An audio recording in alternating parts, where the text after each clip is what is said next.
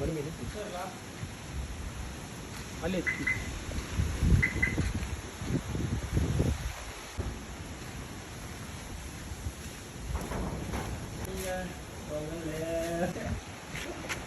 Hi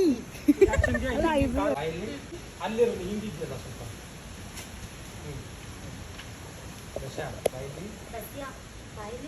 ಬಾ ಅಂತ ಬರ್ಬೇಕು ಅಂತ ನೂಕಟ್ಟ ಹೋಗ್ಬಿಡ್ತೀನಿ.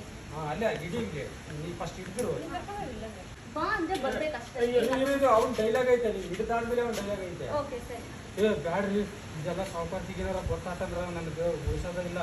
ಮೊದಲ ಸಾವುಕಾರ್ತಿ ಬೆಂಕಿ ಬೆಂಕಿ ಇದ್ದಂಗೆ ಅದಾಳ.